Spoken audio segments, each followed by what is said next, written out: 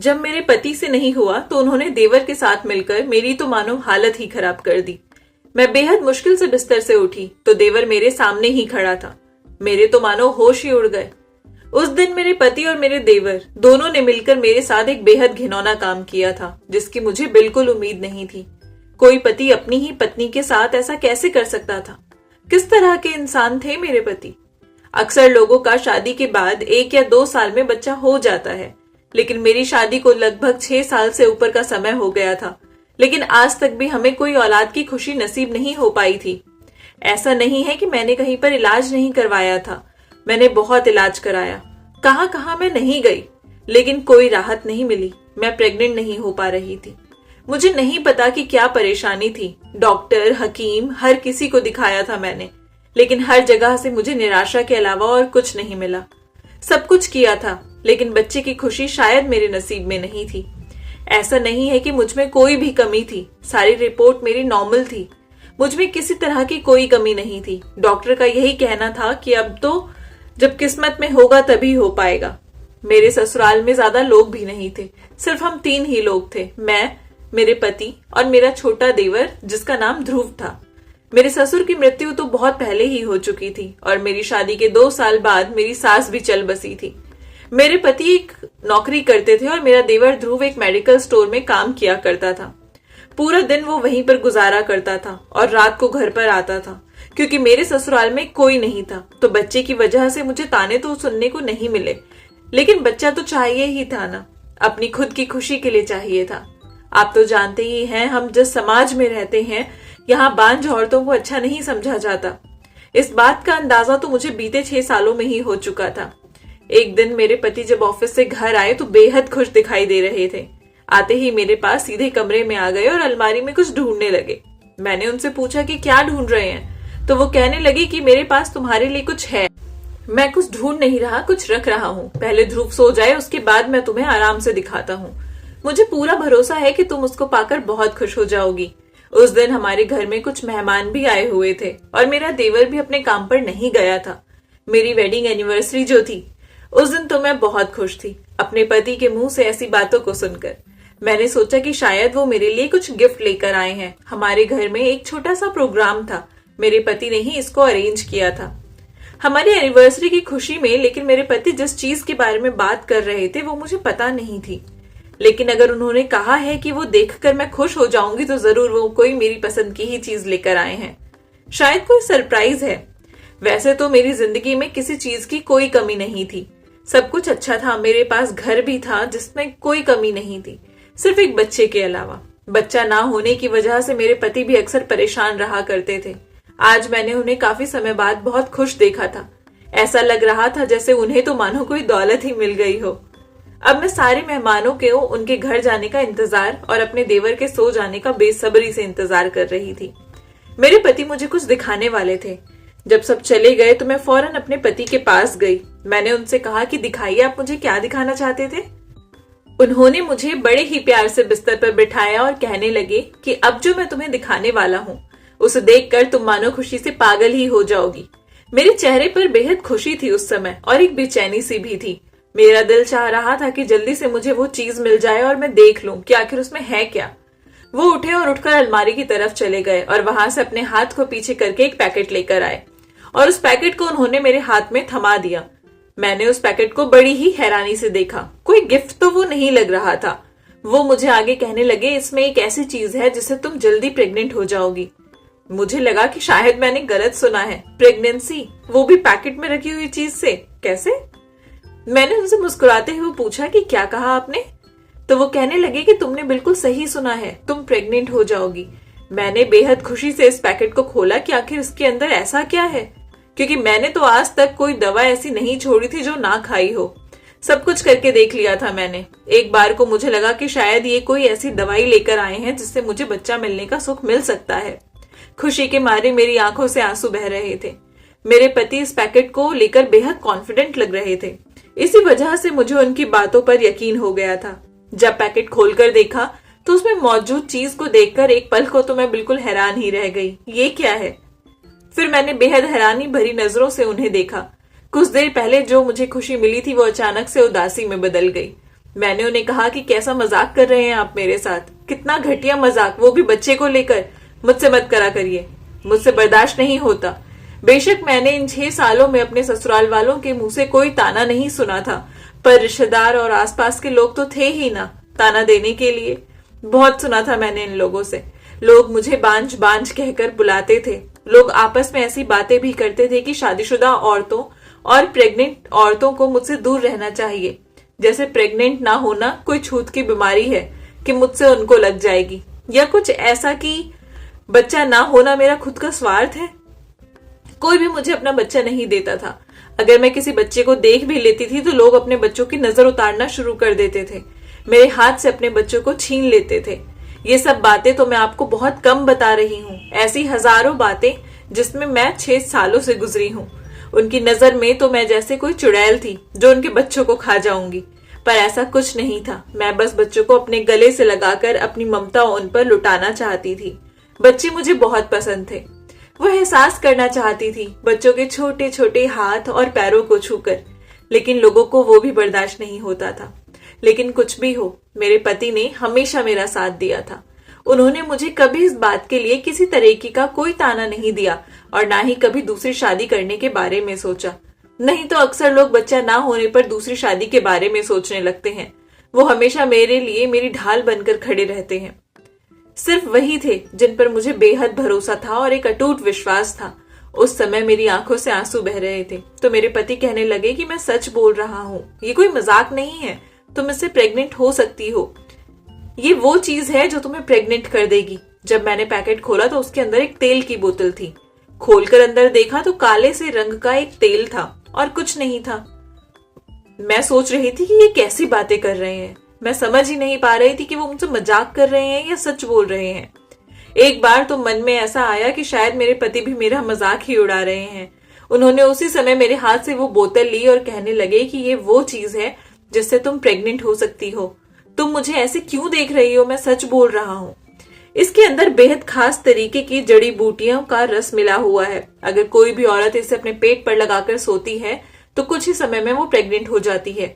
बस तुम इसे कुछ समय तक अपने पेट पर लगाकर रखो और खामोशी से सो जाना, ताकि ये अपना असर दिखा पाए। मैं गुस्से में खड़ी हुई और मैंने उनसे कहा, बस करिए। पहले तो सिर्फ बाहर के ही लोग मेरा मजाक बनाते थे और अब आप भी शुरू हो गए। आप भी मुझ पर हंस रहे हैं। मेरे पति कहने लगे कि मैं तुमसे कोई मजाक नहीं कर रहा, मेरी बात पर यकीन करो, ये तेल वाकई चमत्कारी है। मैं एक पढ़ी लिखी लड़की थी, कैसे ऐसी बातों पर यकीन कर लेती। मेरा मन इस बात पर मान ही नहीं रहा था कि कैसे एक तेल किसी औरत को प्रेग्नेंट कर सकता है। लेकिन जब आपके पास बच्चा नहीं होता ना, तो आप हर चीज, हर उपाय करने को तैयार हो जाते हो। मैंने भी इस अंधविश्वास पर विश्वास कर लिया, सिर्फ अपने पति के कहने पर, क्योंकि उन्होंने कहा था। बस इसलिए सोचा इतना कुछ तो आजमाया है तो इस तेल को भी ट्राई कर ही लेती हूँ। उसके बाद मेरे पति ने मुझे उसे इस्तेमाल करने का तरीका बताया और उन्होंने मुझे कहा कि मुझे हर रात इसको लगाना है। उनके कहने पर मैं ये करने को भी तैयार हो गई। उतनी ही देर में उनके फोन पर किसी का कॉल आया और वो फोन पर बात करने के लिए बाहर चले गए।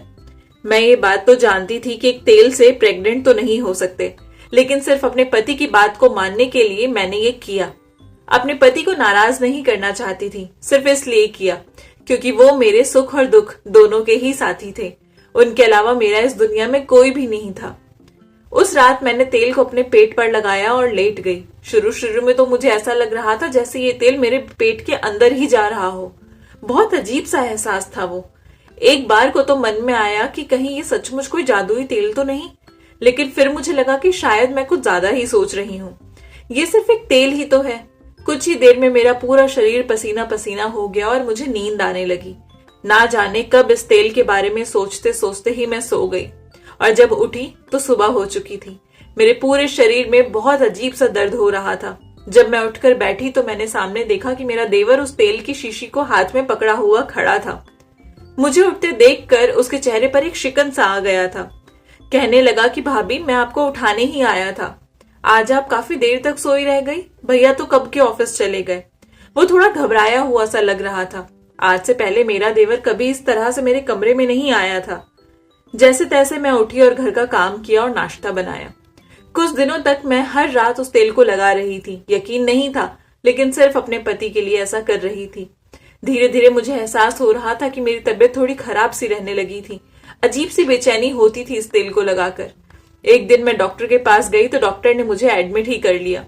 उन्होंने मुझे कुछ दवाइयां दी जिसकी वजह से मैं कई घंटे तक सोई रह गई और मेरे काफी सारे टेस्ट भी किए गए, लेकिन मुझे कोई बीमारी नहीं थी। फिर ना जाने क्यों मेरा पूरा शरीर पसीना पसीना हो जाता था। अजीब सी घबराहट रहती थी मुझे। कुछ देर बाद ही डॉक्टर ने आकर एक ऐसी खबर सुनाई जिससे मेरे पैरों तले जमीन खिसक गई। कुछ समझ ही नहीं आया कि खुश होना चाहिए कि दुखी।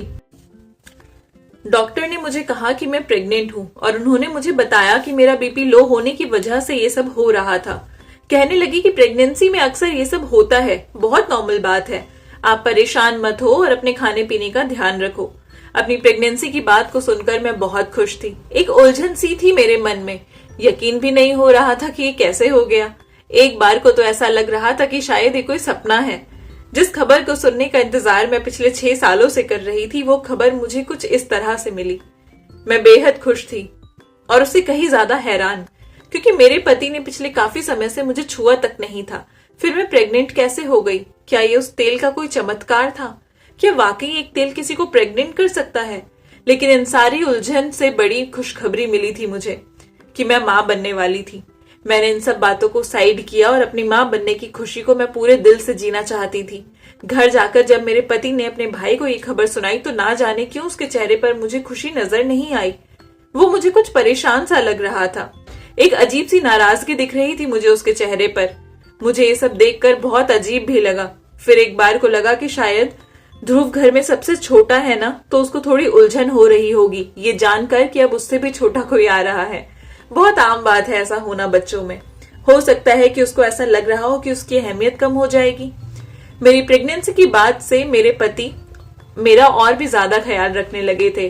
वो और मैं सब कुछ भूलकर इस खुशी को दिल से महसूस कर रहे थे। वो मेरे खाने पीने का, दवाइयों का, डॉक्टर का, हर चीज का बेहद बारीकी से ध्यान रखते थे। धीरे धीरे समय गुजर रहा था। कुछ समय में मुझे एक खबर सुनने को मिली जिसे सुनकर तो मैं हैरान ही रह गई। मुझे पता चला कि उस तेल से काफी औरतें प्रेग्नेंट हुई हैं, जिनमें से एक मैं भी थी। क्योंकि हम जहां रहते थे वहां एक मेडिकल स्टोर बहुत मशहूर हो गया था, क्योंकि ये तेल वहीं पर मिलता था। मेरा देवर भी उसी दुकान पर काम करता था। जो भी औरत वो तेल लेती थी वो तुरंत प्रेग्नेंट हो जाती थी। अब तो वो दुकान और वो तेल इतना फेमस हो गया था कि अगर किसी भी औरत को वो तेल चाहिए होता था तो मेरे देवर से ही मंगा लिया करती थी। कई बार मेरा मन किया कि अपने देवर से पूछूं कि आखिर उस तेल में ऐसा क्या है, ऐसा कौन सा जादू है उसके अंदर जिससे औरत प्रेग्नेंट हो जाती है। लेकिन जब से मैं प्रेग्नेंट हुई थी मेरा देवर मुझसे कुछ दूर दूर सा रहता था। वो मुझसे ज्यादा बातें नहीं करता था। मुझे कुछ समझ भी नहीं आ रहा था। मेरी प्रेगनेंसी को 6 महीने हो गए थे। मुझे भी शर्म आती थी उससे इस तरह की कोई भी बात करने में। अचानक एक दिन ऐसा हादसा हुआ जिसने मेरी रातों की नींद छीन ली। एक ऐसी ही शाम थी जब मैं किचन में चाय बना रही थी। मेरे पति ऑफिस से घर आए थे और आते ही अपने भाई को छुपाने लगे। वो आने के साथ ही ध्रुव को हमारे घर की अलमीरा में छुपा रहे थे और साथ ही साथ कह रहे थे कि कुछ भी हो जाए तुम बाहर मत आना। मैं उनसे बार बार पूछ रही थी कि क्या हुआ है, लेकिन वो मुझे कुछ बता ही नहीं रहे थे। वो बस ध्रुव को छुपाने में लगे हुए थे और उसको बार बार समझा रहे थे कि कुछ मत बोलना और बाहर मत जाना। तभी अचानक पुलिस हमारे घर आ गई और मेरे पति को पकड़कर अपने साथ ले गई। मैं उनसे इस बात की वजह पूछती रही पर उन्होंने मुझे कुछ नहीं बताया। मेरे पति भी अपने आप को छुड़ाने की बिल्कुल भी कोशिश नहीं कर रहे थे। पुलिस आराम से आई और उनको लेकर चली गई। मुझे नहीं समझ में आया कि मेरे पति ने क्या किया है। आखिर पुलिस उनको क्यों लेकर गई है। मैंने रोते हुए अपने देवर को अलमारी से बाहर निकाला। मुझे तो इस पर शक हो रहा था कि जरूर इसी ने कुछ किया होगा जिसका नाम मेरे पति ने अपने ऊपर ले लिया। मैंने अपने देवर को रोते हुए कहा कि तुम्हें शर्म नहीं आई? क्या किया है तुमने? तुम्हारी वजह से तुम्हारे भाई को पुलिस पकड़ कर ले गई। अभी तुम्हारी उम्र ही क्या है जो तुम इस तरह की हरकत कर रहे हो? मुझे बताओ तुमने क्या किया है? इनको पुलिस क्यों लेकर गई है? इतने छोटे हो तुम और तुमने इतनी छोटी उम्र में ही पुलिस को अपने पीछे लगा लिया। उसने मुझे बेहद गुस्से वाली नजरों से देखा और उसके बाद मुझे कहने लगा कि भाभी, क्यों ना पहले आप अपने पति से ही पूछ लो कि मैंने क्या किया है या फिर सब कुछ उन्होंने ही किया है। मैं आपके किसी भी सवाल का कोई जवाब नहीं दे सकता। मुझे ज्यादा सवाल जवाब मत करो। जो पूछना है अपने पति से जाकर पूछो और आगे से अपने काम से काम रखना। मुझसे किसी तरह की कोई बात करने की जरूरत नहीं। उसका इस लहजे में मुझसे बात करना मुझे बिल्कुल अच्छा नहीं लगा, क्योंकि आज से पहले मेरे देवर ने मुझसे इस तरह से कभी बात नहीं की थी। वो तो हमेशा मुझसे अच्छे से ही बात किया करता था। आखिर क्या हो गया था ऐसा? लेकिन अभी मेरे पास ये समय नहीं था कि मैं उसके व्यवहार को देखूं। मुझे अपने पति को कैसे भी करके घर वापस लेकर आना था। पता नहीं कौन से गलत काम की वजह से पुलिस उनको ले गई थी। मेरे देवर का तो लहजा और तमीज दोनों ही खत्म हो चुकी थी। अगले ही दिन मुझे एक ऐसी खबर सुनने को मिली जिससे मेरा सांस लेना तक मुश्किल हो गया। मुझे पता चला कि जिस मेडिकल स्टोर पर वो तेल मिलता था, वहां काम करने वाले लोगों को पुलिस गिरफ्तार कर रही है, क्योंकि वो दुकानदार इस तेल में बेहोशी की दवाइयों को मिलाता था और इस तेल को जब भी कोई औरत अपने पेट पर लगाती तो वो बेहोश हो जाया करती थी और उसके बाद ये लोग ना जाने उसके साथ क्या क्या करते थे और कुछ दिनों बाद वो प्रेग्नेंट हो जाती थी। मेरा दिमाग तो ये सब सोच सोच कर फटने सा लगा था। मुझे समझ में नहीं आ रहा था कि मेरे पेट में जो बच्चा है वो मेरे पति का ही है या किसी और का। तभी मुझे अचानक वो दिन याद आया जब मेरा देवर उस तेल की शीशी को लेकर मेरे कमरे में खड़ा था। मुझे उस पर शक होने लगा, क्योंकि वो ही उस मेडिकल स्टोर में काम करता था और वही उस तेल को बेचा करता था। जिसको मैं इतना मासूम सा बच्चा समझ रही थी, वो दरअसल मासूम था ही नहीं। मेरी तो रूह कांप रही थी ये सोचकर कि उसने ना जाने कितनी औरतों के साथ क्या क्या किया है। कहीं मेरे पेट में किसी और का बच्चा तो नहीं। मैं जमीन पर बैठकर जोर जोर से रोने लगी। लेकिन सवाल ये भी था कि अगर मेरे देवर ने किया है तो मेरे पति को पुलिस क्यों लेकर गई? मुझे कुछ भी समझ नहीं आ रहा था। ये सारा किया धरा मैं जानती हूं कि मेरे देवर का ही होगा। मुझे अपने पति को कैसे भी करके बेगुनाह साबित करना था। उसी समय दरवाजा खुला और मेरा देवर कमरे में आया। उसके हाथ में एक बैग था जिसको वो छुपाने की कोशिश कर रहा था। वो बेहद तेज कदमों से अपने कमरे की तरफ जाने लगा। मैं समझ गई थी कि हो ना हो इस बैग में जरूर कुछ ऐसा है जो वो मुझसे छुपाना चाहता है, या शायद उस बैग की वजह से ही मैं अपने पति को बेगुनाह साबित कर पाऊंगी। नहीं तो वो ऐसे छुपाकर क्यों ले जा रहा था? मैं तुरंत उसके पीछे पीछे गई। खिड़की को हल्का सा खोलकर देखा तो मेरा देवर उस बैग को अलमारी में कपड़ों के पीछे छुपा रहा था। उसने अलमारी को बंद कर दिया और चाबी को एक बॉक्स में डाल दिया। अब मुझे बस एक मौका चाहिए था। मुझे वो बक्सा चाहिए था जिसमें अलमारी की चाबी थी। मैंने बहुत इंतजार किया। जब काफी समय हो गया और मेरा देवर गहरी नींद में सो गया तो मैं चुपके से उसके कमरे में गई और उस बैग को अलमारी में से मैंने जैसे तैसे करके निकाला और उसके कमरे से चुपचाप बाहर आ गई। अपने कमरे में आने के साथ सबसे पहले मैंने अपने कमरे का दरवाजा अंदर से बंद कर लिया और उस बैग को खोल कर देखा। जैसे ही उस बैग को खोला मेरे कदमों तले जमीन निकल गई। मुझे समझ ही नहीं आ रहा था कि मैं क्या करूं, क्योंकि बैग में बहुत सारे टेस्ट ट्यूब्स रखे हुए थे। मुझे कुछ समझ नहीं आ रहा था कि क्या है इसका काम। मैंने बस सोच लिया था कि मैं पुलिस को ले जाकर सुबह ही ये दे दूंगी, शायद वही कुछ पता कर पाए। अगले दिन सुबह होने के साथ ही सबसे पहले मैंने वो बैग ले जाकर पुलिस के हवाले कर दिया। पुलिस ने उस बैग में रखे टेस्ट ट्यूब्स को लैब में भेज दिया और उन सभी औरतों के डीएनए सैंपल्स भी लिए जिन औरतों को उस तेल की वजह से गर्भधारण हुआ था। मेरा भी टेस्ट हुआ था। साथ ही साथ उन्होंने मेरे देवर को भी पकड़ लिया था। सब लोगों के टेस्ट कराए जा रहे थे। तब एक ऐसी बात सामने आई जिससे मेरी सारी खुशी दुख में डूब गई। मुझे पता चला कि मेरी कोख में जो बच्चा है वो मेरे पति का नहीं, मेरे देवर का है। साथ ही साथ जितनी भी औरतें उस तेल को लगाकर प्रेग्नेंट हुई हैं, उन सब की कोख में मेरे देवर का ही बच्चा था। क्या था ये सब? क्या कर रहा था वो? उसको तो मैं एक छोटा सा बच्चा समझ रही थी। ना जाने वो कब से इस तरह के कामों में लगा हुआ था। मोहल्ले की वो डॉक्टर जिसने मुझे एक रात के लिए अस्पताल में एडमिट कर लिया था, वो भी इस केमिस्ट वाले के साथ इस काम में शामिल थी, क्योंकि हमारे मोहल्ले की ज्यादातर औरतें इस अस्पताल में ही जाया करती थी। वो लेडी डॉक्टर औरतों को किसी न किसी बहाने अस्पताल में एक रात के लिए रोक लेती थी। उसके बाद ये टेस्ट ट्यूब्स की मदद से ये सब करते थे। सब कुछ सबकी मिली भगत थी जिससे ये लोग बहुत पैसा कमा रहे थे।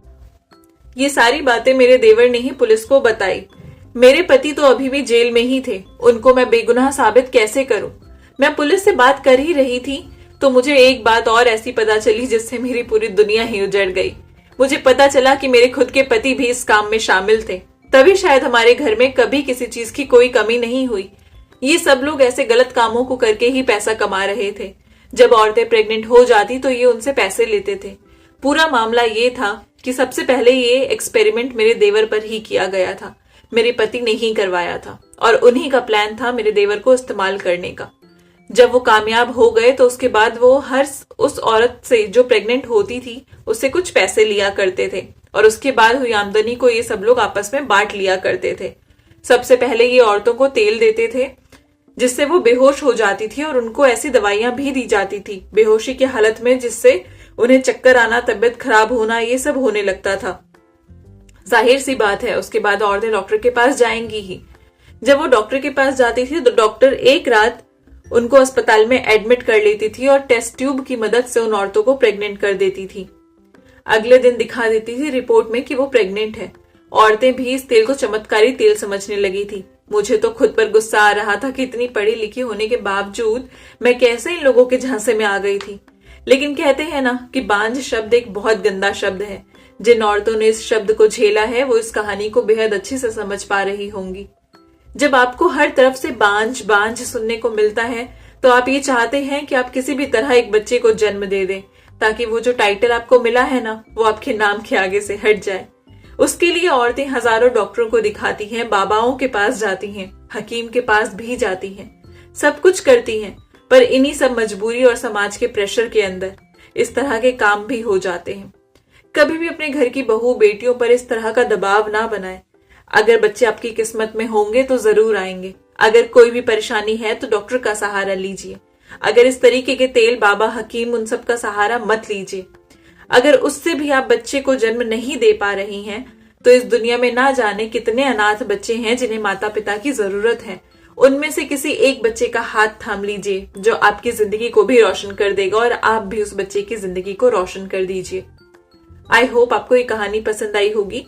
अगर अच्छी लगी है तो चैनल को प्लीज सब्सक्राइब कर दीजिए, लाइक कर दीजिए और अपने प्यारे से कमेंट नीचे ड्रॉप कर दीजिए। मिलूंगी आपसे नई कहानी के साथ, तब तक के लिए बाय बाय।